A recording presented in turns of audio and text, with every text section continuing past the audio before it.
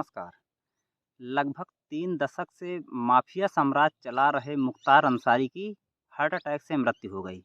अभी कुछ दिन पहले आपने देखा कि इलाहाबाद में अतीक अहमद और उसके भाई अशरफ की गोलीकांड में हत्या हो गई थी, जिससे बहुत कोहराम मचा था। हर जगह पर हाहाकार मच गया था। सपाई जो थे वो हर जगह उसको मुद्दा बना रहे थे। तो आखिरकार इन दोनों का काल का चक्र घूमा और काल के गाल में समा गए। जो लोग अपराध और अपराध की कहानियों में रुचि रखते हैं, वो अतीक और मुख्तार को बहुत अच्छी तरह से जानते होंगे।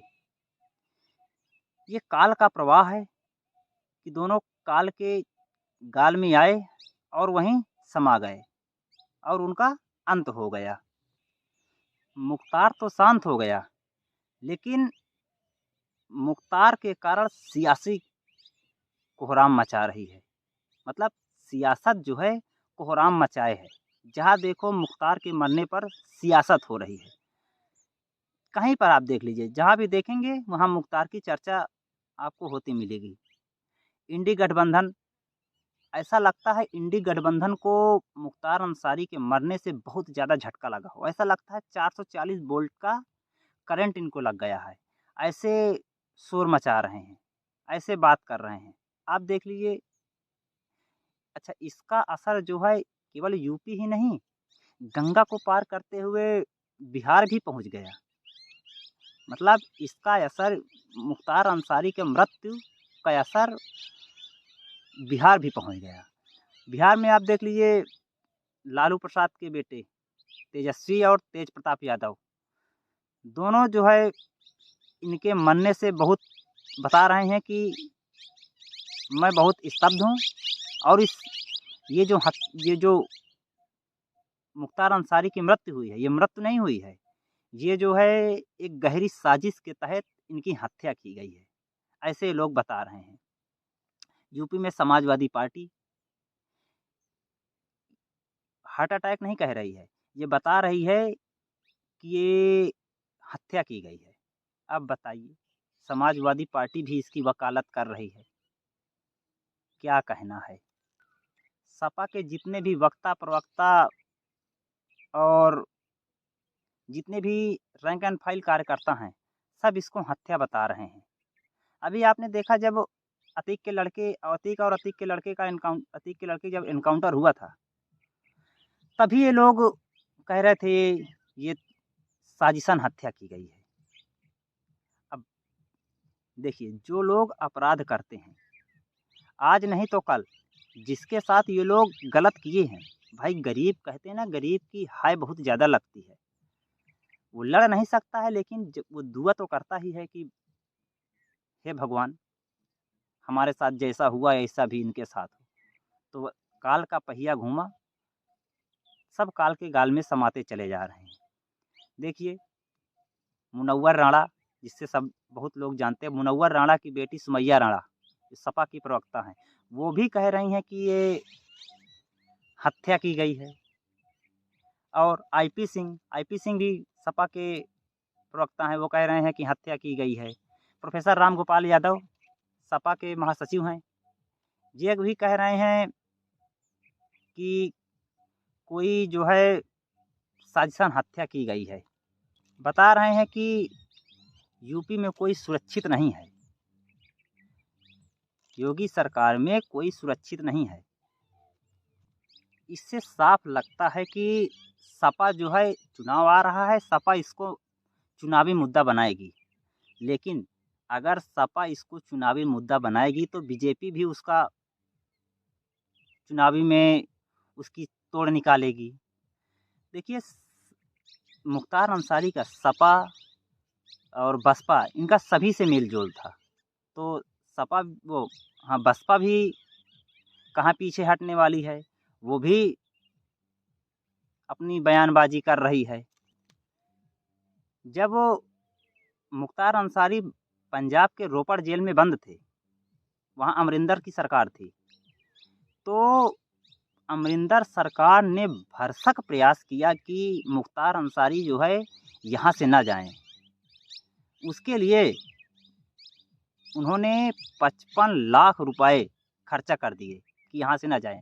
वहाँ मुख्तार अंसारी अपनी बेगम के साथ मिलते-जुलते थे, वहाँ ऐशो-आराम की ज़िंदगी जीते थे, तो यहाँ क्यों आने आने के लिए सोचेंगे? लेकिन योगी सरकार का संकल्प था और वो वचनबद्ध थे कि हम इसको यूपी में लाएँगे।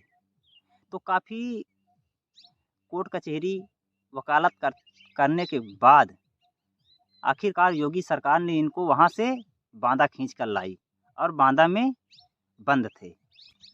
आपने देखा कि कृष्णानंद राय की जब हत्या हुई थी, तो उसमें उसकी जो जाँच के लिए सपा सरकार थी, तो उसकी जाँच के लिए मुरली मनोहर जोशी, अटल बिहारी वाजपेयी, आडवाणी और राजनाथ सिंह को धरने पर बैठना पड़ा, तब जाकर इसकी कहीं जाँच हुई।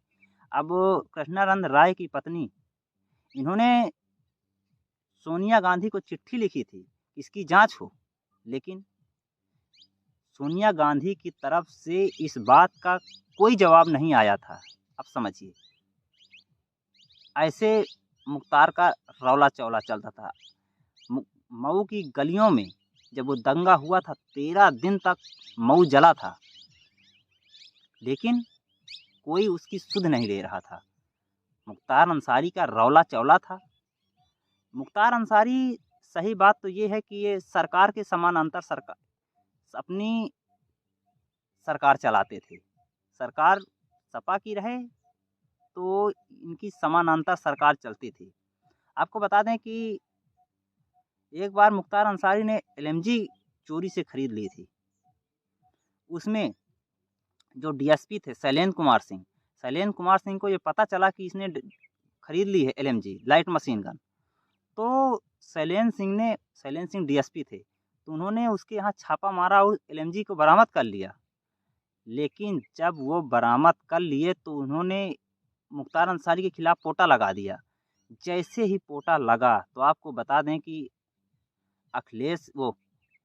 मुलायम सिंह की सरकार थी, मुलायम सिंह यादव ने उनको इतना प्रताड़ित किया कि उनको अपनी नौकरी से त्यागपत्र देना पड़ा। तब जाकर फिर भी वो नहीं बचे।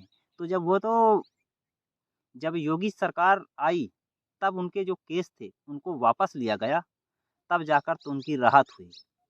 अब बताइए, उनको पोटा लगाने के लिए इतना दबाव बनाया गया कि आप पोटा हटा लीजिए, लेकिन जबकि पुलिस वालों को बताया जाता है कि आप पब्लिक के सर्वेंट हैं और सरकार के सर्वेंट हैं, लेकिन कहाँ, बड़ा माफिया था, इसको कोई कुछ कर ही नहीं सकता था।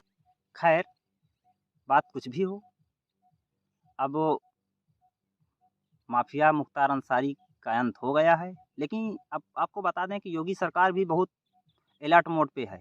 वो हर जगह एसपी, डीएसपी सभी को, आईजी रेंज को जो है अलर्ट कर दिया है कि कहीं पर भी कोई अप्रिय घटना ना हो पाए। इसके लिए सभी को अलर्ट कर दिया गया है।